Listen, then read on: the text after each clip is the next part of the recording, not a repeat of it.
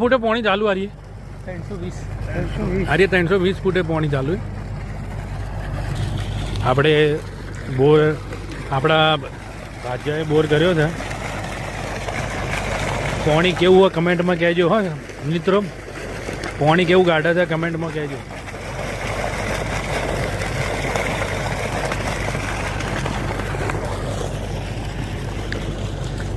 અરે અને એમનો